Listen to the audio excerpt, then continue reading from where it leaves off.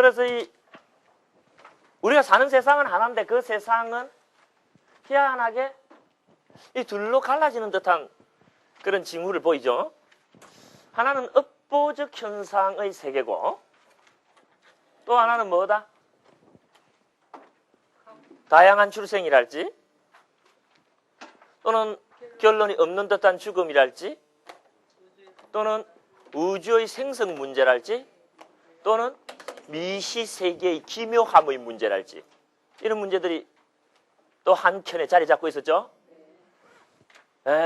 우리로 하여금 상당히 혼란에 빠뜨리게 하는 것은 문제는 이 A를 설명하는 데는 말할 것도 없이 어빈가보의 법칙이 효과적이지만 이 어빈가보의 법칙은 B 부분을 설명하지 못한다는 것을 일단은 인정을 해야 됩니다. 그리고 그 B 부분을 제대로 설명하는 것은 오히려 뭐더라? 삼종 외도더라. 우리가 전번학기에 외도 공부를 열심히 했던 거예요. 그래서 그죠? 그래서 집에 가셔서 이 신, 운명, 우연 그리고 그 비판해놓은 두 번째 챕터 20번씩 읽었어요? 절대로 말 안 들어요. 그죠? 우리 딸내미만큼 말 안 들어. 내가 보면은 말 안 듣는 거 보면은 정말 말 안 들어요. 말 안 들어. 왜 다들 그런가 몰라? 어디 말 하나 잘 듣는 사람 좀 없습니까? 지덕실이 너 말 안 들어 안 들어. 그래 여러분들 읽었다 칩시다. 그랬을 때 B그룹은 삼종외도가 잘 설명을 하는 듯 하지만은 그렇다고 삼종외도 중에 어느 하나라도 빠꼼한 건 없습니다. 왜? 그놈들은 A그룹의 죄와 벌의 문제, 죄악의 책임 소재와 의지가 존재한다 등과 관련된 뻔한 문제를 설명을 못해 이번에는. 그죠? 그러니까 지금 우리가 하고자 하는 건 뭐였습니까? 종교고. 종교는 뭐였습니까? 만남이죠. 응? 난 이 종교라는 걸 늘 만남이라고 하는 그런 제안으로부터 설명하기를 좋아하는 참 종교학자 중에도 한 명입니다. 응? 나자렛 예수의 사랑이 아무리 거룩하면 뭐합니까? 그 사랑이 우리와 만나주지 않으면 뭔 소용이 있어요? 고타마 붓다의 깨달음이 아무리 거룩하고 위대하면 뭐합니까? 그 깨달음이 지금 이 순간 고단한 삶을 살아가는 나와 만나서 위로를 해줘야 의미가 있을 거 아닙니까? 종교는 만남입니다. 만남이 없어도 된다는 건 철학은 만남이 없어도 됩니다. 철학자 지 혼자 서재에 틀어박혀가지고 이러쿵저러쿵 소설을 쓰든 논문을 쓰든 관계없어요. 없지만 종교는 항상 배려해야 될 게 하나가 있는 게 누구와 만남을 전제로 하여 모든 활동이 뭐다? 진행된다라고 하는 거. 이걸 잊어서는 안 돼요. 그랬을 때 우리가 이제 종교라고 하는 것을 만남이다라고 이야기할 때 이 만남이라고 하는 것은 뭡니까? 타동사입니다. 무언가를 만나는 거야. 그러면 뭐와 만나야 될까요? 응? 어떤 종교학자들은 궁극적인 것과의 만남, the ultimate한 것과의 만남이라고도 이야기하고 이 신학을 전공한 쪽의 종교학자들은 성스러운 것과의 만남이라고도 이야기를 하지만은 일반적으로 그 궁극적이다 또는 성스럽다라고 말하는 것은 모두 바로 요걸 내포하고 있습니다. 뭐? 진리. 그냥 종교는 쉽게 말하면 뭐다? 진리와의 만남. 응? 진리와 만난 자가 진리와 만나려는 자에게 진리와 만나게 해주는 그게 뭐다? 종교고. 진리와 만나려는 자가 진리를 이미 만난 자를 통하여 진리를 만나려고 애쓰는 게 뭐다? 종교다. 그러니까 근본적으로 종교라고 하는 것은 진리론입니다. 진리와 만나려고 하지 않으면은 그 사람에게 있어서 종교는 의미가 있다 없다? 영 없다고는 뭐래도 뭡니까? 응? 뭐 기복적인 의미 이런 것까지는 박탈할 수가 없다 하더라도 어때요? 궁극적인 종교의 실익을 얻기는 어렵다. 어제 집안에 뭐 수능 치는 사람들 있었습니까? 야, 나는 어제 대구를 갔었는데요. 그냥 4층, 5층 법당에 한 3,000명이 모여갖고 간시험 보살한테 시험 잘 치게 해주라고 온갖 아부의 협박을 다 하고 있는 거야. 내가 보니까. 수능기도 여도 했습니까? 그러면은 교회에서는 그러면은 수능기도 안 합니까? 그러면 하나님한테 한 기도빨이 셀까? 간세음 보살한 게 셀까? 그래서 사실 우리가 그런 종교적인 행태는 꼭 진리와의 만남이다 이런 것보다는 그게 진리이겠거니 하는 믿음을 전제로 한 만남일 뿐이에요. 그러나 진정한 종교인의 자세는 뭡니까? 정말 내가 만나려고 하는 게 진짜 진리인가 아닌가에 대한 섬세한 문제의식을 갖고 있어요. 우리가 지금까지 공부하는 것은 그런 섬세한 공부입니다. 따라서 우리는 뭐가 만나야 된다? 진리와 만나. 그러면은 이야기가 쉬워집니다. 진리라고 하는 건 뭘 보고 진리라고 합니까, 여러분들? 응? 진리라는 것은 뭘 보고 진리라고 합니까? 하나도 어렵지 않습니다. 한 가지 원리로 모든 걸 설명할 수 있을 때 그걸 진리라고 한다. 쉽게 그렇게 들어. 응? 두 가지 원리도 아니야. 세 가지 원리도 아니야. 네 가지 원리도 아니야. 안 말깁니까? 다섯 가지 원리도 아니야. 여섯 가지 원리도 아니야. 몇 가지 원리? 한 가지. 딱 한 가지 원리로 몇 점을 받아야 된다? 100점. 그럼 그 한 가지 원리를 우리는 진리다 해버리면 됩니다. 어? 인생과 우주의 모든 것. 다시 말해서 A그룹과 B그룹이 포함된 이 모든 존재나 사건을 어느 한 가지 원리가 100% 설명할 수 있으면 그걸 우리는 뭐라고 불러주자? 진리다. 그것과 만나는 걸 뭐라 그런다? 종교다. 이런 말이에요. 그럼 여기서 우리에게 크나큰 문제가 발생하지 않을 수 없어요. 불교라는 종교에서 제안하고 있는 업인가보라고 하는 게 지금 점수로 따지면 몇 점짜리냐 이거예요. 응? 업인가보는 A 부분은 잘 적용이 되지만 B 부분은 어떻다? 일단은 적용하는데 실패를 봅니다. 그러니까 점수를 주자면 굳이 몇 점을 줄 수 있다? 50점. 그 B 부분은 오히려 삼종 외도가 더 잘 설명한다. 그럼 삼종 외도도 뭡니까, 여러분들? 점수를 받을 만한데 그렇다고 삼종 외도 중에 어느 하나, 예를 들어서 유신론이든 숙명론이든 유물론이든 100점을 받지는 못합니다. 왜 100점을 못 받습니까? A그룹을 설명 못한다라고 하는 허점이 있거든. 응? 우리가 그런 부분을 지적했던 거 1학기 때 강의 참 많이 했습니다. 그죠? 예를 들어서 유신론이라고 하더라도 비슈와 카르만 씨는 재료의 문제가 생기고 브라자파티 씨는 안가 밖의 문제가 생기는데 궁극적인 브라우만의 신에 와도 뭐다? 무지의 문제, 고통의 문제, 마지막으로 무슨 문제를 제안했습니까? 죄악의 문제라는 게 발생한다 그랬어요. 못 푼다 그랬어요. 응? 그러니까 못 푸는 문제가 이쪽에 있는 거야. 그러니까 이것도 점수를 받으면 몇 점을 받는다? 그러면 업인가보를 진리라고 할 수 있습니까? 왜 없습니까? 50점이니까. 삼종 외도 중에 어느 하나도 진리라고 할 수 있습니까? 없습니다. 왜? 50점이니까. 그럼 진리란 어떤 걸까요? 100점을 맞는 것은 불가능한 걸까요? 그래서 제한되어지는 이론이 하나가 있으니 절충론이라는 겁니다. A그룹을 설명할 때는 업인갑으로 설명해갖고 50점 따고 B그룹을 설명할 때는 삼종외도로 설명해서 50점을 따면 모두 몇 점이다? 100점. 어때요? 진리 찾았죠? 하는 사람 누굽니까? A그룹을 설명할 때는 업인갑으로 50점을 따고 B그룹을 설명할 때는 삼종외도로 50점을 따니 토탈해서 100점이다. 이게 진리다. 하면 진리입니까? 왜 아닙니까?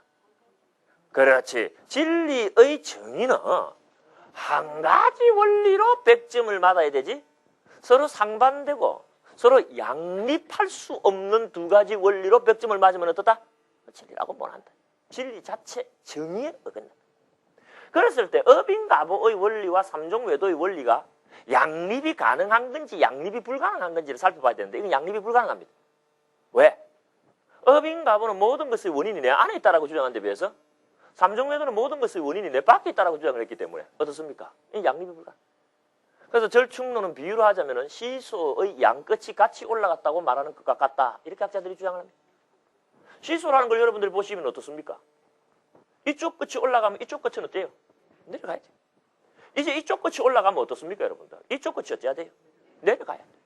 둘 중에 하나만 올라갈 수 있지 둘 다 올라갈 수 없는 게 시소인 것처럼 삼종외도를 인정하면 업인가보는 부정돼야 되고 업인가보를 인정하면 삼종외도가 부정이 돼야 됩니다. 그런데 절충론은 뭡니까? 둘 다 인정해버린 거야. 그건 시소의 양끝이 다 올라갔다라고 주장하는 것처럼 말이 안 되는 거죠. 그래서 절충론은 올바른 진리론이라고 할 수 있다 없다? 없다 하고 제낀. 그러니까 100% 진리를 찾기 위해서 또 하나의 견해가 제시되어지는데 우리가 그걸 뭐라 그런다? 제3의 진리론이라고 그럽니다. 제3의 진리란 뭐냐? 업인가보도 50점이어서 안 되고 삼종외도도 50점이어서 안 되고 둘 다 절충하지도 마라 그러니까 업인가보도 아니고 삼종외도도 아닌 제3의 진리를 그러면 찾아야 되겠군요 하는 사고방식을 뭐라 그런다? 제3의 진리로 해라. 여러분 어떻습니까? 업인가보도 50점이어서 진리가 아니고 삼종외도도 50점이어서 진리가 아니고 둘 다 절충할 수도 없으면 제3의 진리를 찾아 나가야 될까요? 제3의 진리라는 게 존재하기는 할까요? 제3의 진리를 찾아보지도 않고 있니 없니 따지는 것은 가능할까요? 이 모든 답변에 능수능란하게 답할 수 있어야지 뭡니까? 한 소식 했다라고 이야기할 수 있습니다. 그러니까 여러분들이 도라고 하는 것을 먼 데서 찾지 말고 깨달음이라고 하는 것을 먼 데서 찾지 마세요. 오늘 우리가 진행하는 이것이 깨달음이 뭐고 도가 뭔지의 가장 초보적인 원형지를 보여줍니다. 오늘 제가 여러분에게 제안하는 이 이야기가 실제 2600년 전에 보리수 나무 밑에 앉으셔서 선정에 잠기셨던 고타마 붓다의 내리속을 관통했던 생각들입니다. 부처님도 이 생각 그대로 그때 했던 거예요. 그러니까 여러분들이 부처님 생각에 주파수를 맞춰갖고 한번 질문에 답을 한번 해보자 이거야. 제3의 진리란 존재할까요 안 할까요? 업인가보도 아니고 삼종외도도 아닌 제3의 진리가 존재할까 안 할까? 찾아보기 전에는 존재하는지 안 하는지 못할 것 아닙니까? 우리 그렇게 생각하죠. 그런데 부처님은 놀라워요. 찾아보기도 전에 이건 말이 안 된다라고 꺼봅니다. 제3의 진리를 제3의 진리라고 하는 안목이 제시되는 순간에 뭡니까? 바로 참 오늘 위헌 심판이 각하 결정을 받듯이 각하시켜버려. 왜 안 되느냐? 제3의 진리라는 게 왜 없느냐? 여러분, 업인가보는 아까 뭐라 그랬습니까? 내 안에서 찾은 게 업인가보라 그랬죠? 삼종외도는 뭡니까? 내 밖에서 찾은 게 삼종외도라 그랬죠? 그러면 제3의 진리는 내 안도 아니고 내 밖도 아닌 제3의 장소에서 찾아야 돼. 맞습니까? 틀립니까? 여러분들? 내 안에서 찾으면 결론은 뭐다? 업인가보야. 내 밖에서 찾으면 결론은 뭐다? 삼종외도 중에 어느 하나야. 그런데 제3의 진리라는 게 굳이 있으려면 내 안도 아니고 내 밖도 아닌 어느 곳이 있어야 제3의 진리도 있어. 말은 한국말인데 어떻게 귀에 들리는 건 하나도 없나? 이런 표정으로 나를 보면 안 돼요, 여러분. 저 사람이 하는 말은 불시 한국어인데 어떻게 내 머릿속에 접수되는 게 이렇게도 없냐? 이런 표정으로 지내면 안 돼. 그냥 내가 이 불교 강의하면서 느낀 게 뭐냐면요. 어떤 불교 강의를 하더라도 여러분들 어려워서 못 알아듣겠다 이런 표정 지으면 안 됩니다. 응? 그런 표정 지어서는 안 되고 그게 어려운 게 아니고 심오한 거야. 그러니까 표정을 어떻게 지어라? 심오하다 이런 표정. 자, 심오한 표정 한번 지어봐. 심오한 표정. 참 심오한 이야기. 저런 이야기를 내가 오늘 듣게 되었으니까 참 기쁜 일이로다. 그런 표정을 뭔 표정이라 그런다? 심오한 표정. 앞으로 불교 강의를 들을 때는 어떤 표정으로 일관하자? 심오한 표정을. 어려워서 못 알아듣겠다 하면 찡그리게 돼. 근데 뭡니까? 이런 심오한 이야기를 다 듣더니 하면 어떻습니까? 얼굴에 미소가 지. 알겠습니까? 이건 상당히 심오한 이야기일 수가 있어요. 업인가보는 안에서 찾았고 삼종외도는 밖에서 찾았으니까 제3의 진리는 안도 아니고 밖도 아닌 제3의 장소에서 찾아야 되는데 논리적으로 안도 아니고 밖도 아닌 제3의 장소가 있습니까 없습니까? 그건 존재하지 않거든. 안 아니면 밖 아닙니까 여러분들? 그래 안 그래요? 이 칠판 보자 이게야. 여기 아니죠? 여기는 칠판이 뭡니까? 자, 칠판에 안도 아니고 밖도 아닌 장소가 어디 있습니까 여러분들? 응? 어디 있어요?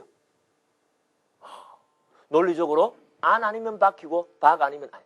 그게 논리의 3대 법칙 중에 하나입니다. A는 A다. 동일률. A는 A 아닌 것이 아니다. 무슨 율? 따라서 무언가 Q는 A이든지 A 아니어야 한다. 알겠습니까? 이걸 배중률이라고 불러. 이걸 가운데를 배척하는 율을 해갖고 이걸 배중률이라고 부른다 이거야. 그러니까 결론은 뭐냐면은 A이든지 A 아니어야 한다라는 것이 논리의 요청입니다. 그거는 아니든지 아닌 것이어야 한다. 내지는 밖이든지 밖 아닌 것이어야 한다. 그 말은 뭡니까? 아니든지 아니면 뭐다? 밖이어야 한다 이 말이에요. 그 말은 안도 아니고 밖도 아닌 제3의 장소가 있다 없다? 없다. 안도 아니고 박도 아닌 제3의 장소가 없다면 제3의 진리도 있을 수 있습니까? 없습니까? 없는 거야. 그래서 나오는 이론이 뭐냐?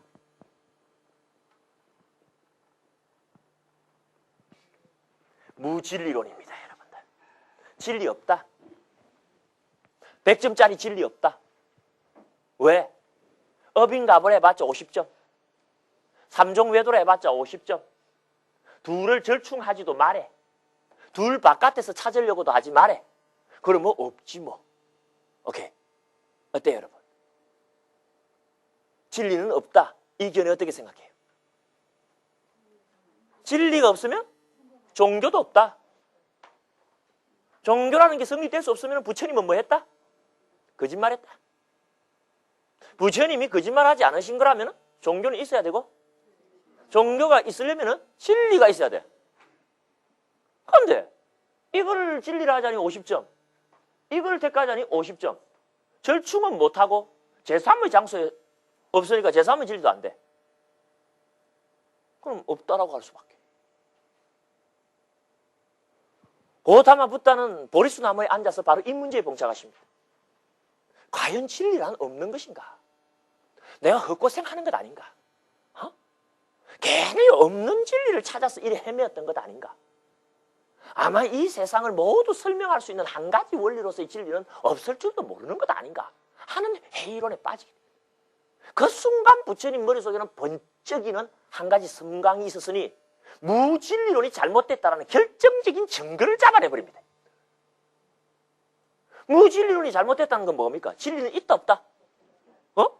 진리가 없다가 잘못되었으면 진리는 있을 수밖에 없는 거야 이제는. 무진리론이 왜 잘못됐을까? 무진리론이 왜 잘못되었을까를 논증하라. 이게 이번 시험 문제야. 이번 학기 시험 문제. 이번 학기 시험 문제는 뭐다? 무진리론이 잘못되었음을 논증하라야. 나는 왜 이렇게 문제를 잘 내는가 몰라. 요걸 풀면 한 소식 하는 거야. 끝까지 가보지도 않고 진리가 있는지 없는지 단정하기 어렵죠. 그런데 여러분들 부처님을 통해서 제3의 진리를 찾아보지도 않고 제3의 진리가 없다라고 하는 결정을 내리는 과정을 봤죠. 왜?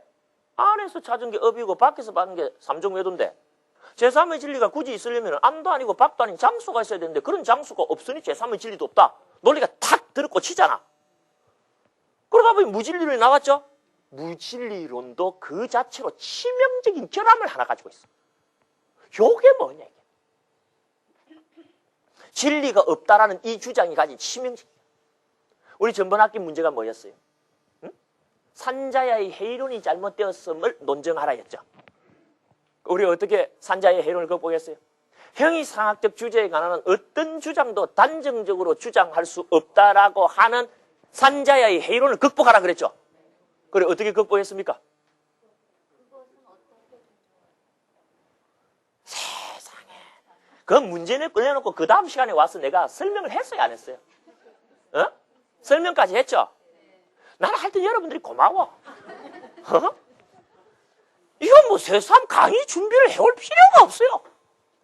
올해 그냥 외도 비판 한 번 더 할 걸 그랬나 이번 학기에? 그대로? 산자야의 해이론을 극복할 때의 기치를 살리셔가지고 무진리론을 극복하는 것은 그거보다도 한 단계 더 업그레이드가 돼야 돼.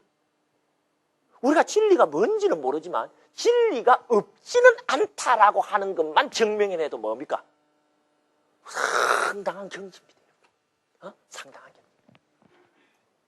상당한 경지. 도튼다라고 하는 것을 너무 먼 데서 잡지 말아야 돼. 해탈이니 해탈직인이니 하는 것을 너무 먼 데서 잡지 말아야 돼. 지혜를 얻으면 돼. 그 지혜를 얻어야 해탈을 해. 그 지혜를 얻기 위해서 삼매에 드는 거예요. 그리고 삼매를 보존하기 위해서 계율을 지키는 거예요. 그래서 계, 정, 해, 해탈. 그리고 해탈 지금까지 가는 거예요. 여러분들, 불교학이라는 것은 지혜를 얻고자 하는 중요한 방법론입니다. 우리가 불교학적인 강의 속에서 여러분들에게 삼매를 실수시킬 수도 없고, 그래 안 그래요? 엄격한 계율을 지키자고 여기서 떠들어봤자 소용도 없어. 없지만은 여러분과 제가 이 자리에서 공부를 하고 있는 목적이 그래도 성취가 될 수 있는 가치가 있는 것은 뭐냐? 불교 학의 시간을 통해서 우리가 무엇을 정진시킬 수가 있다? 지혜를 정진. 그동안 여러분이 갈고 닦은 계율과 삼매를 바탕으로 뭡니까? 지혜를 이제 일으킬 차례야. 그 지혜를 일으켜야지 뭐다? 해탈이 눈앞에 다가오고 해탈 직연이 기대가 되는 거예요. 응? 응? 보면은 여러분들 계율 잘 지켜요. 응? 보면은 여러분들 틈틈이 삼매에 드는 사람도 내 많다는 걸 알아요. 웃는 사람들은 다 아닌데 안 웃는 사람들은 기다 이 말이에요. 그런데 지혜를 일으키지를 못해. 나 삼매에 든 것이 목적인 줄 알아. 아닙니다. 그 삼매 속에서 뭘 일으켜야 된다? 지혜. 제대로 계율을 지키고 삼매를 수습했으면 지혜가 터져 나와야 돼. 정말 제대로 공부했는지 이 문제를 돌파하는 지혜를 한번 터뜨려 봐요. 알겠습니까? 무진리론이 잘못되었음을 논증하라. 알겠죠? 그래서 무진리론이 잘못되었음에 대한 논증은 여러분들에게 맡깁니다. 맡기고 이건 잘못되었다고 부처님 딱 부정합니다. 자, 무진리론이 잘못되었다라는 말은 무슨 말입니까? 진리는 결국에 있다 없다? 있다. 있다면은 여러분들 둘 바깥에 있는 겁니까? 제3의 진리론이 부정되었기 때문에 둘 바깥에 있는 건 아니죠? 둘 다를 더하면 됩니까? 절충론이 부정됐으니까 둘 다를 더하면 안 되죠? 그럼 어떻게 해야 됩니까?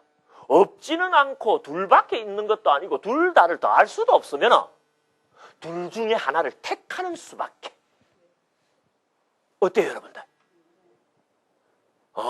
심오한 표정. 심오한 표정. 이거 심오한 표정을 지어야 되는 부분이야.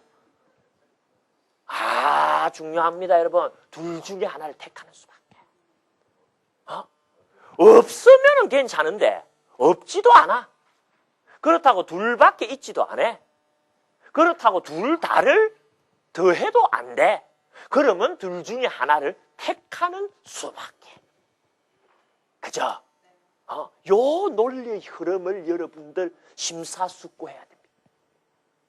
오늘 이 시간에 제가 제안하는 요 논리의 흐름만 여러분이 잘 따라 들어가도 어떻다?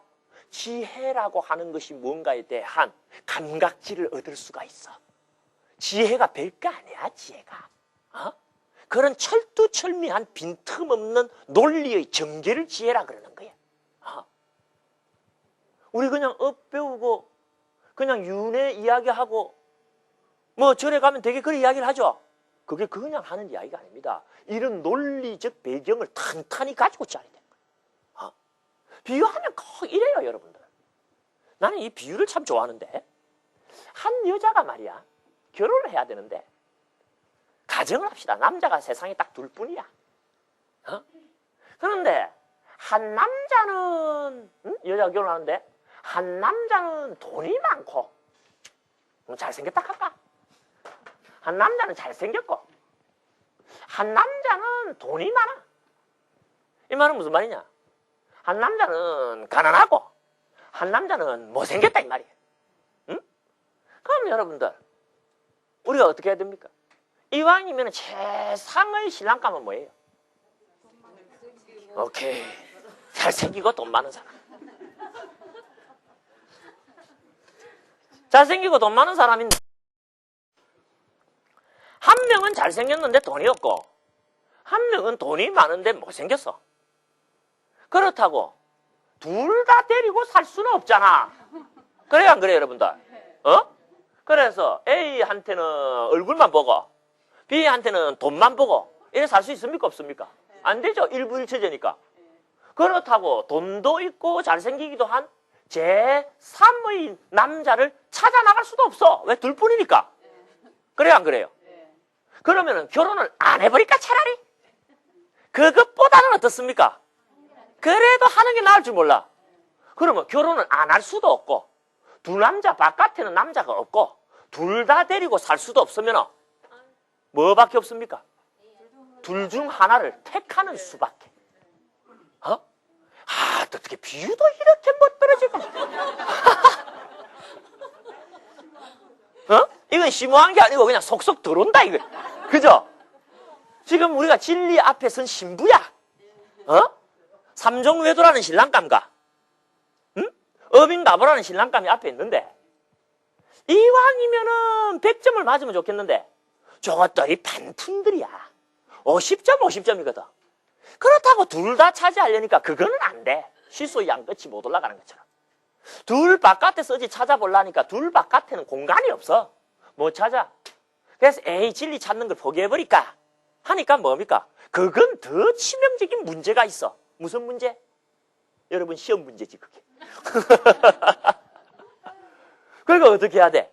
결혼을 안 할 수는 없듯이 진리를 찾지 않을 수는 없고 둘 바깥에서 찾을 수 없듯이 둘 바깥에서 찾을 수 없고 둘 다 데리고 살 수 없듯이 둘 다를 진리라 할 수도 없어.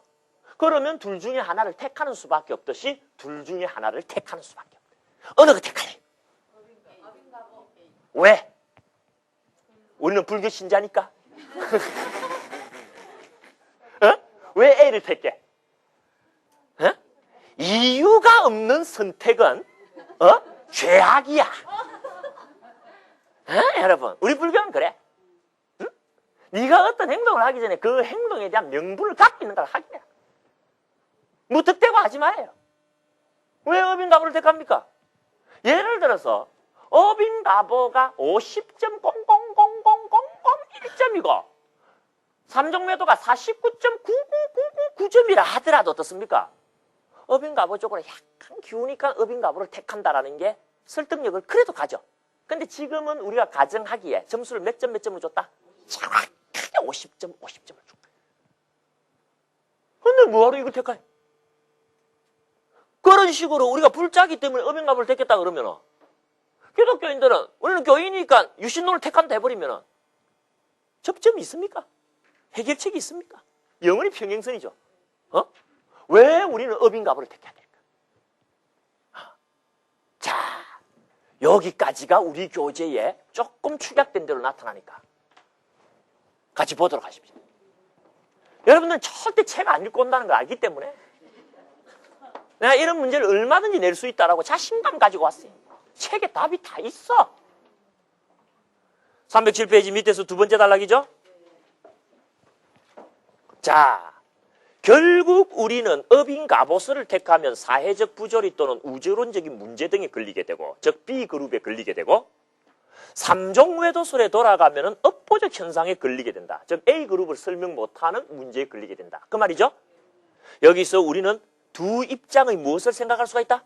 절충을 생각할 수 있다. 이게 저 세 번째 절충론이죠. 우주론적 큰 범위는 삼종외도설 중의 어느 하나로, 그리고 눈앞의 현실에서의 업보적 현상은 어빙가보설로 이해하는 방식이다. 그러나 두 입장은 양립할 수 없는 것이므로 무엇으로는 자격이 없다? 양립할 수 있으면 두 원리를 갖다 대도 됩니다. 둘이서 서로를 치지 않으니까. 그런데 이건 하나를 인정하면 하나는 부정되어야 돼. 그렇기 때문에 한 가지 원리로 100점이다라고 하는 전제에 어긋나기 때문에 진리로서의 자격.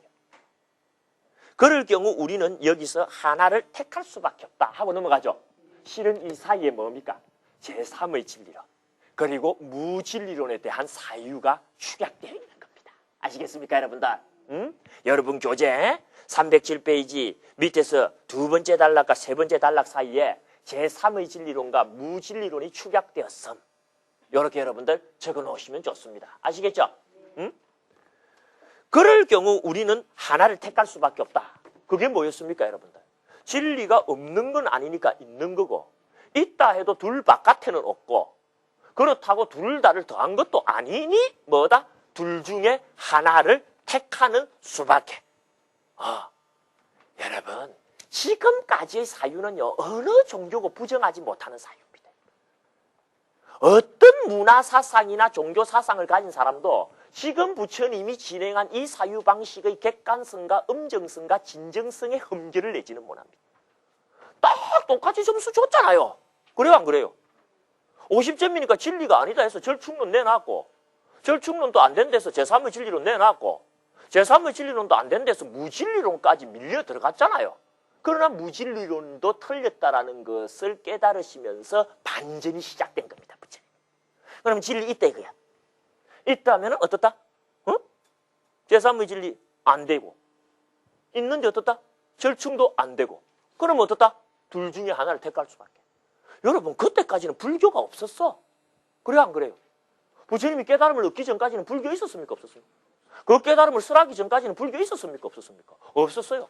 부처님은 아주 편안하고 무언가에 제한받거나 제약당하지 않은 상태로 자유로운 마음으로 둘 중에 하나를 선택하는 기로 앞에 서셨던 겁니다.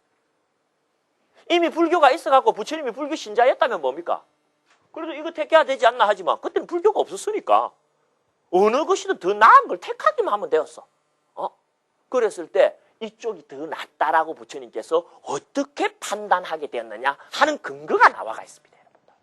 그 뒤 페이지 한번 보십시다. 307페이지 다 안 읽었네요. 307페이지야, 367페이지야. 307페이지죠. 그럴 경우 우리는 여기서 어느 하나를 택할 수밖에 없다. 그런데 우리는 무엇의 존재를 포기할 수 없다? 의지의 존재를 포기할 수 없다. 왜? 그리고 인간과 자연 및 인간과 인간 사이에 성립하는 업보적 관계도 결코 단념할 수 없을 것이다. 왜? 이에 비해 삼종 외도설은 추측 그것일 뿐이다. 검증되지 않은 가설에 불과한 신등의 원리 때문에 자명한 사실을 포기할 수는 없지 않는가. 자, 여러분, 답이 나왔죠? 우리가 왜 업인가보를 택해야 된다 그랬습니까? 응? 업인가보도 50점이고 삼종 외도도 50점이지만 이 두 가지 50점의 색깔이 달라. 어떻게 다르다? 삼종 외도의 50점과 업인가보의 50점은 어떻게 색깔이 다르느냐? 업인가보의 50점은 사실로서의 50점이고 삼종 외도설의 50점은 더 정확하게 가설로서의 50점이다. 그 사실이라는 말과 가설이라는 말 나옵니까? 안 나옵니까? 그 단어가 키워드라는 것을 콕 집어낼 줄 알아야 돼. 응? 그렇죠, 여러분들. 똑같은 50점이라도 여러분들. 이왕이면 다 홍치 말라고. 그래 안 해요, 여러분? 똑같은 50점이라도 사실로서의 50점과 가설로서의 50점이 있다면 여러분 어느 50점을 택할래요? 왜 그러느냐? 사실하고 가설이라는 게 도대체 뭔지 여러분들 조금만 설명을 해보면 합니다. 뭘 보고 사실이라고 하고 뭘 보고 가설이라고 하느냐? 우리가 무언가를 증명을 할 때는요, 두 가지 근거를 가지고 증명을 합니다. 수사반장이 수사를 해갖고 범인을 잡아낼 때는 반드시 두 가지 증거를 필요로 한다 그래요. 하나가 뭡니까? 심증이. 응? 저놈이 이번 사건에서 제일 이익을 볼 놈이니까 이번 사건을 저질렀을 개연성이 충분히 있다. 심증이 간다. 그죠? 우리 그렇게 하죠? 그런데 심증만 가지고 범인이라고 할 수 있습니까? 없습니까? 뭐가 필요합니까? 잘했어요. 물증이 필요해. 마침 샅샅이 범행 현장을 추적해보니까 뭡니까? 머리카락이 하늘 떨어져 있는데 DNA 검사를 해보니까 그놈과하고 똑같아. 네가 범인이지. 딱 끝났네. 응? 그랬을 때 그 심증과 물증을 다 갖춘 것을 보고 뭐라 그런다? 사실이라 그래. 그런데 심증은 갖추었는데 물증을 갖추지 못한 걸 보고 뭐라 그런다? 가설이라 그럽니다, 여러분들. 가설이라 그래. 예를 들어서 업인가보가 아닌 삼종외도가 이 B그룹을 설명을 잘했다 그랬죠? 왜 나는 하는 일마다 안 될까? 내 운이 안 따라주는갑다 하면은 그럴싸합니까? 안 합니까? 그럴싸하죠? 그러나 누가 운을 봤습니까? 운을 물증을 가지고 증명을 해낼 수 있습니까? 저 사람 어떻게 저렇게 잘 됐습니까? 신의 은총 아니겠나? 심증은 갑니까? 안 갑니까? 여러분들? 그럴싸하다 생각이 드는 걸 심증이라 그래요. 심증은 간다 이거예요. 그러나 신이라고 하는 존재에 대한 물증을 누가 잡았습니까? 그러니까 신이라는 존재, 운명이라는 존재, 우연이라고 하는 제 안은 심증은 가지만 물증이 없기 때문에 사실로 격상되지 못한 무엇에 불과하다? 가설에 불과하다. 물증만 가지고 되는 건 아닙니다, 여러분. 또 심증이 반드시 또 있어야 됩니다. 왜? 범인을 잡을 때에 머리카락이 떨어져 있는데 그 사람하고 대보니까 머리카락 DNA가 같대가 그 사람 범인을 하면 안 됩니다. 범행 동기가 분명해야 되고 범행을 저질 수밖에 없는 개연성이 있을 때 범인을. 왜? 누군가가 그 사람한테 죄를 덮어 씌우려고 그 사람 머리카락 갖다 놔올 수도 있는 거 아닙니까? 그렇죠? 그러니까 무언가를 결정 내리려면 반드시 두 가지 방법에서 들어가야 됩니다. 하나는 심정. 머릿속으로 그럴 수밖에 없겠네 하는 시나리오가 짜져야 돼. 그 다음에 그걸 증명해주는 물증. 이 두 가지를 갖춰야지 우리가 하는 주장이 가설이 아니라 무엇이 된다? 사실의 이야기가 된다. 그랬을 때 이 심정을 갖추는 걸 보고 부처님은 뭐라 그랬다? 알지자를 써줬고, 물증을 갖추는 걸 보고 부처님은 뭐라 그러셨다? 볼견자를 써준 거예요. 그 두 가지를 합쳐갖고 뭐가 나왔다? 지견이 된 거야. 그래서 개, 정, 해탈 다음에 해탈? 지견 그러죠, 그죠? 여실지견, 불지지견, 도비도지견, 청정지견 하면서 불교의 지견이라고 하는 말이 중요한 메시지를 가지고 도처에서 발견되는 것은 사실이어야 된다라고 하는 메시지입니다, 여러분. 두다가 하는 이야기는 뭐다? 가설이 아니라 뭐다? 사실이어야 한다. 불교는 무엇에 입각하여 세워진 종교다? 사실에 입각하여 세워진 종교지 가설에 입각하여 세워진 종교가 아니라고 하면서 차별화시키기 시작하는 겁니다. 불교가 다른 종교와의 차별화는요, 다른 종교보다 병원이 더 많아가지고 불교가 나아 보이는 것도 아닌 건 알지 않습니까? 다른 종교인들보다 불자들의 부자가 많아서 불교가 훌륭한 것도 아닙니다. 불교가 훌륭한 것은 불교는 무엇에 토대를 둔 종교다? 사실에 바탕을 두고 토대를 둔 종교가 뭐다? 불교다. 이걸 여러분들께서 명심을 해야 돼요. 응? 심증과 물증이 다 갖춰져. 자, 보세요, 여러분들. 선하게 산 사람이 결국에는 어떻게 됩니까, 여러분들? 출세하는 거 우리 보죠? 선하게 살았으니까 잘 됐네. 심증이 갈 뿐만 아니라 실제 선하게 사는 사람이 출세하는 걸 내 눈으로 봤잖아. 물증이 있잖아. 업인가보가 얻은 50점은 과소평가해서는 안 됩니다. 삼종외도가 얻은 50점은 심정은 가지만 물증의 뒷받침이 없는 가설로서의 50점밖에 안 되지만 불교가 얻은 업인가보의 50점은 뭐다? 심정과 물증이 모두 갖추어진 지견의 대상 사실로서의 50점. 그럼 여러분들 똑같은 50g인데 하나는 금이 50g이고 하나는 쇠가 50g이면 여러분 어느 거 택할래요? 그런 거 답 안 해도 돼.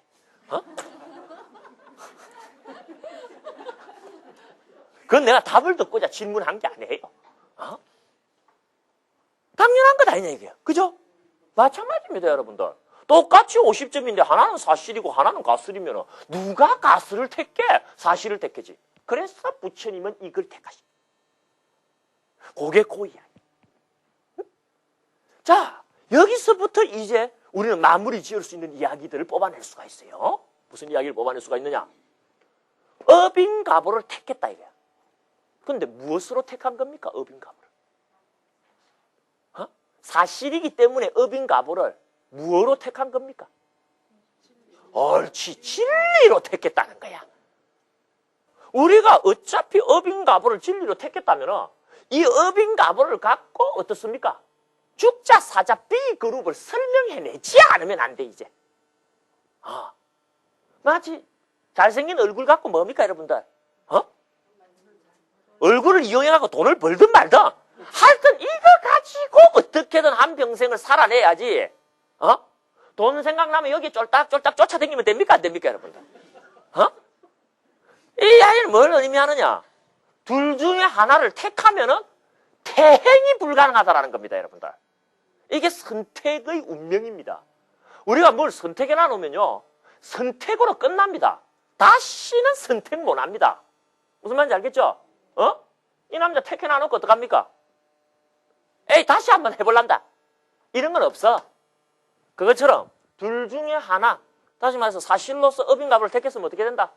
어쨌든 업인각오를 가지고 죽든지 살든지 결판을 내야 돼. 그건 업인각오를 가지고 뭘 해야 된다? B그룹을 설명해내야 된다. 그럼 예를 들어서 B그룹 중에 대표적인 사건 하나를 봅시다. 응? 열심히 살았는데도 불구하고 궁핍함을 면치 못하고 죽는 경우 세상에 있습니까? 없습니까? 업보적 현상 제대로 적용시키려면 열심히 살았으면 성공한다가 와야 돼. 그래요, 안 그래요, 여러분들? 그러면 선인성가가 돼. 그리고 궁핍한 경우는 뭡니까? 네가 게으름 피우고 방종하더니 결국 궁핍해졌구나. 이러면 악인악과 선인성가가 맞아. 근데 이거는 뭡니까? 열심히 살았는데 삔 못 보고 죽는 사람 한둘이 아닙니다. 열심히 사는데도 불구하고 궁핍함을 면치 못하는 사람, 여러분 먼 데서 찾을 필요 없어. 날 봐, 나. 먼 데 갈 필요가 없어. 요 굶기가 쫄쫄 흐르는 나를 한번 봐라. 내 참 열심히 삽니다. 내 어제도 밤차 타고 와갖고 내 새벽 4시에 내리자. 어제 대구 하나 하고 울산 가서 울산에 해주고 그 밤차 타고 와갖고 새벽에 내려갖고 새벽에 또 여의도 가갖고 2개인가 해주고 그리고 또 여러분들 만나러 왔어요 지금. 응? 열심히 하는 겁니까 안 하는 겁니까? 근데 들어오는 게 없어. 남는 게 없고 생기는 게 없어. 내가 오죽했으면 여러분들 보고 읽지만 않으면 된다 그랬겠어. 나는 벌지 못해도 좋고 얻지 못해도 좋으니까 빠져나가지만 않으면 좋겠어. 응? 왜 이래 열심히 사는데 나는 이렇게 궁핍함을 면치 못할까요? 그럼 내가 집이 3채밖에 없잖아. 제대로 됐으면 한 30채는 가져야 되는데 말이야. 말이 좀 이상해졌다는 걸 내가 느끼겠네요. 왜 열심히 살았는데 궁핍함을 면치 못하는 경우가 이 B그룹이 돼. 이것조차도 이제는 뭐로 설명해야 된다? 여기 기웃거리면 안 돼 이제. 그죠? 남편이 하나 정해졌으면 죽자 사자 이 남편하고 살아야 돼. 죽자 사자 업인가보로 열심히 살았는데도 왜 궁핍할 수밖에 없는가를 설명해내야 된다. 안 해도 된다? 설명해내야 된다. 어떻게 하면 설명을 할 수 있을까? 어떻게 하면 설명할 수 있을까? 전생? 우리가 삼종외도를 왜 버렸는데? 가슬이라서 버린 거 아니야? 왜 가슬이라 그랬어요? 물증이 없어서 그런 거 아니야? 그럼 여러분 전생? 전생 기억하는 사람 손 들어봐. 전생을 우리가 증명을 하려면 심정은 가. 전생에 뭐 일이 있어서 그랬지 않나? 심정만 갖고 된댔습니까? 안 된댔습니까? 뭐가 있어야 된댔어요? 그럼 우리가 어제에 대한 물증은 뭐예요? 어제에 대한 기억이 어제에 대한 물증입니다, 여러분들. 그죠? 그러면 전생에 대한 물증도 뭡니까? 맞습니다, 여러분. 전생이 맞고 윤회가 맞습니다만 무비판적으로 전생과 윤회를 도입하면 틀립니다. 불교는 절차야, 차례야, 근거야. 근거를 갖추고 절차와 차례를 지켜갖고 나올 자리에 그 말이 나와야만 맞다고 해주는 거야. 아직은 그 말 넣으면 안 돼. 이 왜 자꾸 이렇게 빠지노? 맨 것도 많은데 또 뭘 매라 그래갖고.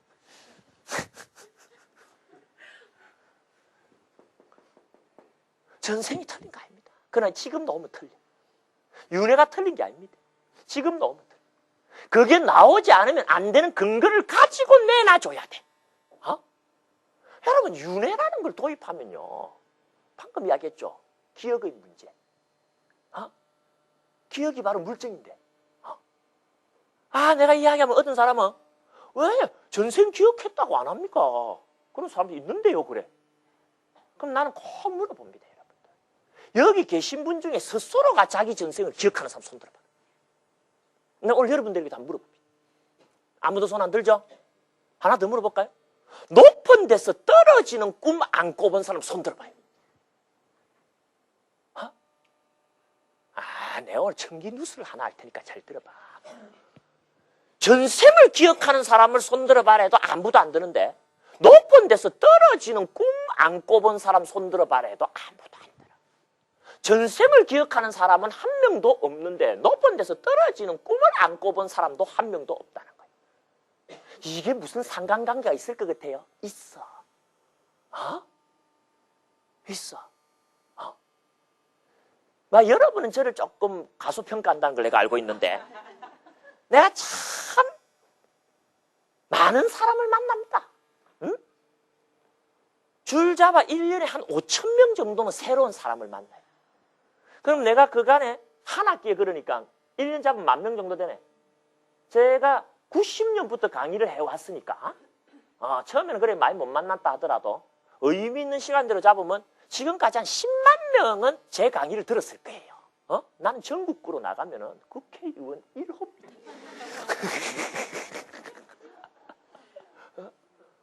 내가 그 10만 명을 만날 때마다 뭘 물어보는 줄 압니까? 전생 기억하는 사람 손 들어봐라. 남이 기억했다라고 하지 말고 지가 기억한 경우만 손 들어라. 한 명도 못 봤어 아직. 그런데 높은 데서 떨어지는 꿈 안 꿔본 사람 손 들어봤는데 또 한 명도 못 봤어. 전부 그 꿈 다 꿨다. 성철 스님이 쓴 책에 어떤 사람이 희한한 소리를 하길래 그 지역에 찾아가 보니까 진짜 그때 그런 사람이 살았다 하더라. 그러니까 그게 그 사람 전생이 아니냐. 이런 기사를 많이 적어 놓으면서 전생이 있다라는 것을 은근히 이야기하시는 책자가 있습니다. 성철 스님께서 방편으로 그런 이야기를 했다면 용납이 되지만 진실로 그것이 사실에 대한 기록이라고 생각하고 그 기록을 남겼으면 치명적인 오류입니다. 응? 어떤 사람은 나한테 뭐라 하냐면 숙명통 있잖아요. 숙명통 그래. 전생 기억하는 신통. 그런데 여러분 숙명통이라고 하는 건요. 잘 읽어야 됩니다. 숙명통은 전생을 기억하는 신통이 아니고 급 이전을 기억하는 지혜입니다. 급은 뭘 보고 급이라 그럽니까? 한 우주가 생성되었다가 소멸될 때까지 걸리는 우주론적 시간 단위를 급이라 그래요. 그럼 급 이전은 뭡니까? 태초 이전에 이 세상이 뭐였는지 네가 아냐 이 소리입니다. 돌을 터면 그걸 안다 이거야. 그걸 숙명통이라 그래. 무슨 전생 비디오로 촬영한 거 틀어놓듯이 그렇게 기억하는 거라고 생각하면은 그건 외도의 잘못된 오류에 빠집니다. 잠시만. 최근에 이상한 일이 있었어요. 나는 전생을 믿지 않았다 하는 책을 쓴 사람이 나왔어요. 소위 전생 최면이라고 하는 게 아주 열풍처럼 한때 휩쓸고 지나갔어. 그 여러분들 기억들 합니까? 이 전생 체험, 최면을 딱 걸어보니까 전생이라 그러더라고요. 그래서 정신적인 노이로제나 히스테리를 그 전생에 들어가서 문제의 병소를 발견하고 치료를 하니까 치료가 잘 되더라. 이 전생 최면에 관련된 이야기를 일으킨 단초를 제공한 사람이 누구냐면은 브라이언 윌리스라고 하는 미국의 정신신경학자입니다. 정신과 의사입니다. 이 사람이 나는 전생을 믿지 않았다라는 책을 쓴 거예요. 책 제목이 재밌죠? 나는 전생을 믿지 않았다. 그러니까 지금은 믿는다. 제가 어떻게 하다가 전생에 최면이 들어갔는데 전생이라고 그래서 그걸 치료했더니 치료가 되는 거예요. 해보니까 다 통하는 거야. 오, 전생이 있는구나 해가지고 책을 막 썼어요. 여러분들 그런 이야기 들어봤죠? 제 아는 사람 중에 정신과 의사가 있는데 그 브라이언 윌리스에게서 그걸 전수를 받았어. 그래서 했어. 했는데 그런데 자기가 최면을 걸어갖고 치료를 하면서 그 치료하는 이야기를 나한테 가끔 해줘요. 근데 의사는 본래 환자와의 관계에서 벌어진 일을 절대 밖에다 누설하면 의료법에 걸립니다. 근데 이제 전생이냐 아니냐의 문제 때문에 이제 한번 이야기를 하다가 구체적인 실화를 들어봐라. 그래가지고 나한테 이야기를 하는데 뭐라 하느냐. 어떤 사람이 히스테리가 아주 심해갖고 전생으로 데리고 들어갔더니 전생이 러시아 병사였다는 거예요. 러시아 혁명 때 바위 위에서 적에게 잡혀갖고 온몸이 갈기갈기 찢겨 죽는 그런 전생의 말로를 기억에 떠올린다는 거야. 그러나 그게 이제 그 노이로제의 원인이 되어갖고 그걸 지금 치료 중이다. 그래서 내가 그 사람 보고 이야기해. 다시 한번 그 꿈속 최면을 걸어갖고 전생으로 데리고 따라 가갖고 러시아 말 한번 해봐라 캐라 그랬어요. 러시아 말 한번 해봐라 캐라. 그래 데리고 들어가고 러시아 말을 해봐라 그러니까 했겠어요 안 했겠어요? 못하는 거예요. 하다못해 퓨어도르, 밀로비치, 도스토예프스키라는 말이라도 해야 될 것 아니야? 어? 여러분들 요새 주먹 갖고 막 싸우는 거 TV에 많이 해요, 그죠? 어? 최홍만이 이래서 하면서. 그건 K1인가 그거고. 난 참 문제라고 봐요. 그 두들겨 패는 걸 왜 그렇게 일각하는지. 어? 프라이드라는 무대에 쇼도로라고 하는 챔피언이 있어. 그 쇼도로가 아니고 퓨어도로. 철자를 이렇게 써. 근데 발음이 안 돼가지고 우리가 쇼도로 그러는데, 도스토예프스키 이름도 쇼도로입니다. 그러면 자기 전생에 러시아 병사였다면 지 이름 정도는 기억을 해야 될 거 아니냐, 이게. 붉은 색이니, 옷의 모양이니, 머리에 선 투구의 모양은 낱낱이 이야기를 하면서 이름자 왜 하나를 이야기해? 이상하지 않느냐, 그래서. 이상하다. 다음에 또 예를 하나 드는데. 이번에는 자기가 전생에 연못가에 큰 붕어였대요. 근데 낚시꾼한테 잡혀갖고, 이게 아주 어그러지면서 숨이 끊어진 고통이 이 생의 질병의 원인이 되었다라고 분석해 놓은다. 그래서 내가 또 데리고 들어가 봐라 그랬어. 붕어 시절로. 그리고 또 물어봐라 그랬어. 붕어 말 해봐라. 이렇게 내가 물어봐라는 안 하지. 뭐라고 물어봐라 했느냐. 주위가 어떻게 보이는지 한번 묘사해봐라 그랬어요. 그 연못에서. 그러고 쭉 묘사한 걸 나한테 이야기해 주더라고요. 아니야. 붕어는 말이에요. 볼로그렌즈이기 때문에 눈이 세상이 둥글게 보입니다. 여러분들 볼로그렌즈 알죠? 이렇게 세상이 둥글게 원형으로 돌아죠. 그런데 그 사람이 본 건 지금 우리가 보듯이 이게 평면이야. 이건 사람의 시각이지. 이게 어떻게 붕어의 시각이지? 이상하지 않느냐? 이상하다. 내가 한 가지만 더 묻자. 전생을 체면에 걸었을 때게 자, 지금부터 전생입니다 하고 암시를 주느냐, 아니면 지가 그냥 쑥 들어가서 전생을 그냥 자기 자발적으로 이야기를 안 했다면 암시를 준대. 자, 지금부터 전생입니다. 뭐가 보입니까? 이래들 한다 이거야. 그러면은 체면 상태라고 하는 것은 체면을 근자는 심각 같고, 체면에 걸린 사람은 절대적 수동 상태에 빠집니다. 밖에서 그게 전생이라면은 전생이고 내생이라면은 내생인 거야. 그게 무슨 신빙성이냐. 그래 여러분들 체면 걸어놔놓고 어떻습니까? 얼음 덩어리를 지어주면서 불덩어리 지어줍니다 하고 딱 이야기하면 뭡니까? 아이고 떡을 하고 놨습니다 여러분들. 그런 거 실험하는 거 봤죠? 나중에 뭐 그 아는 사람 이야기가 자기 이제 그거 안 한대요. 왜 안 하냐 했더만은 그게 전생이다 아니다를 결정해서가 아니고 치료 효과가 없더랍니다. 그래서 자기가 치료가 돼야지 밥을 먹고 살 텐데 의사가 치료 못하면 뭔 의사입니까? 그래서 나중에 누구를 통해 갖고 브라이언 윌리스를 찾아봤더니 의사 다 집어치우고 사이비 종교 교주하고 있더랍니다. 그건 내가 확인한 건 아니에요. 나도 들었어요. 그 사람이 그렇게 하고 있는지는. 그러니까 전생 체면 이거 그냥 재미로 하는 거잖아요. 다시 숙명통 이야기를 내가 조금 더 할 게 있어. 내가 처음에는요. 좋다 그러면 내가 숙명통을 한번 얻어야 되겠다. 전생 한번 기억해야 되겠다. 숙명통을 얻는 법을 쫙 연구를 했어요. 하니까 새끼 사선에 들어서 숙명의 마음을 기울이면 숙명통이 터진다고 경전이 딱 나옵니다. 그래서 내가 암 전공자 아닙니까? 그래갖고 예비 수행 5단계, 조도 수행 7단계 딱 거쳐갖고 새끼 초선, 2선, 3선, 4선 해갖고 4선에 딱 들었어. 들어갖고 전생의 마음을 기울여갖고 전생을 보려고 했는데 안 보이더라고. 네가 안 들어가 보고 전생 못 본다 하면 되느냐 누가 그러길래 그럼 내 직접 해볼게 해갖고 문 걸어 잠그고 딱 들어가갖고 맨날 며칠은 뭡니까? 밥만 집어넣어라 그러고 두 가지가 딱 떠오르는 거야. 하나는 상녀가 보여. 상녀 알아요? 그리고 하나는 막 넓은 바다에 큰 배 한 척이 보여. 야, 내가 전생에 어부였나? 어부로 살다가 죽어갖고 내가 실린 상녀인가? 내가 전생을 본 건가? 이러면서 이제 딱 문을 열고 나왔어요. 나중에 그게 뭔가 알았어. 제가 부산하고도 영도하고도 청학동이라는 데서 태어납니다. 잘 기억해둬요. 내년 체육대회에 또 문제 나올 줄 몰라. 최봉수 교수는 명륜동에서 태어났다. OX 문제할 때게 X야 그거. 어디서 태어났다? 청학동. 요번에 무슨 고등학교 갖고 시비를 걸었다며요. 그 청학동 꼭대기에 살았어. 그때 내가 2살 반 될 때까지 여기 살았다. 그리고 이제 육지로 나옵니다, 집안. 근데 이 섬 사람들이 사람이 죽으면은 그 위에 전부 무드로 상렬 끌고 올라가는 길까지 살았대요, 우리가. 나중에 우연히 어머니한테 그 이야기를 들었으니까. 우리 집에 그런데 살았다는 거. 그러니까 내가 아주 어릴 때, 그러니까 2살 반 때를 기억한 거예요.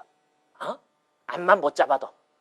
그러니까 아주 어릴 때도 이렇게 보니까 딸랑딸랑하고 뭡니까? 이제 가면 언제 오는 둥 마는 둥 했었고, 이 올라오니까 그때도 그게 신기했던가 봐. 거기 유심히 봤던 게 아련푸다게 여기 찍혀 있는 거야. 그리고 섬이니까 보이는 게 바다밖에 더 있었지가? 그리고 그 외항 쪽이니까 뭡니까? 큰 배 들어왔다 나갔다 하거든. 그러니까 그래 큰 걸 보니까 어떻습니까? 그게 찍힌 거야. 그게 전생 기억이 아닙니다. 그런데 이 2살 반 때보다도 더 과거를 기억해냈어. 어머니 모태에서 내가 태어날 때를 기억을 했어요. 대단하죠? 어머니 몸에서 이 세상에 처음 태어날 때 내가 기억해. 여러분도 다 기억합니다. 그게 높은 데서 떨어지는 꿈이야. 응? 우리 기억의 시작은 거기서 끝입니다. 어머니 뱃속에 있을 때는 아무 기억이 안 나. 인간의 기억은 컴퓨터와 달라가지고 흔적이나 스쳐 갔다고 다 기억하는 게 아닙니다. 지 생존에 필요한 것만 기억하고 특별한 것만 기억해. 아주 잘 만든 기억장치예요. 망각이라고 하는 것은요, 병이 아닙니다, 여러분들. 버려야 될 것을 자동적으로 지워버리는 장치가 우리한테 있는 거야. 어머니 뱃속에서 나올 때 간지 압니까, 여러분들? 양수가 터지면서 산도가 열리면서 나가라고 해요. 탯줄이 꼬이면서 산소가 탁탁 막혀. 직감적으로 아기는 죽는구나라는 절망감과 좌절감에 빠지기 시작합니다. 기를 쓰고 살려고 노는 겁니다, 그게 여러분들. 문제는 그 절망감과 좌절감에 아무런 희망이 없다는 거예요. 왜? 우리 어떤 고통에 빠졌을 때 언제 이 고통이 끝날 거다라고 누가 이야기해 주면 어떻습니까? 참을만 하죠. 근데 애한테 언제 끝난다라고 누가 이야기해 줍니까, 그거? 그래서 여러분들 높은 데서 떨어지는 꿈을 한번 생각을 해봐요. 한없이 떨어지기만 합니까? 아니면 어떤 바닥이 있어가지고 바닥에 무사히 내립니까? 한없이 떨어지기만 하다가 깬다고. 그래요, 안 그래요, 여러분들? 그죠? 왜 바닥이 안 느껴지죠? 그때 태어날 때 느낌입니다, 그게. 여러분이 태어날 때 느낌이 그 바닥 없는 10년으로 떨어지는 절망의 나락에서 태어나는 거야. 내가 그래 이야기하니까 그래. 제왕절개한 사람은 어떡합니까, 그러면? 그건 따로 연구를 해봐야 되고, 그거는. 기본적으로 심리학적으로 그런 견해를 제시를 해요. 무슨 말인지 알겠죠? 다 떨어져서 나온 거야. 바닥 없는 그 길을. 가슴이 탁탁탁 막히어갖고 있는 상태에서 뭡니까? 처음으로 폐호흡을 하잖아요. 그죠? 탯줄 호흡을 하다가 처음으로 어떻습니까? 숨 들이마시죠? 그 전까지는 뭡니까? 숨 못 쉬고 있는 거야. 이놈이. 죽는 줄 알고 있는 거야, 이게. 어머니 못해는 36점이면 36도고 37도면 37도인데 바깥은 뭡니까? 20도밖에 안 돼, 온도가 되게. 얼마나 찬조합니까, 여러분들? 그 충격파가 내 속에 남아. 그 이전으로 기억이 거슬러 가지는 못합니다. 기억 안 돼. 응? 기억이 안 되는데 전생이라고 하는데 무슨 물증이 있느냐? 그럼에도 불구하고 전생을 끄집어들이려면은 끄집어들이지 않으면 안 되는 뭐가 있어야 된다? 근거가 있어야 돼. 그렇겠죠, 여러분들? 그 논리적인 바탕이 있어야 되겠죠? 마치 삼종 매도가 안 되고 업인가보가 되었던 것은 이건 가설이고 이건 사실 아니냐라고 하는 누가 봐도 그렇구나라고 수긍할 수 있는 근거가 있었듯이 우리가 이제 어떻습니까?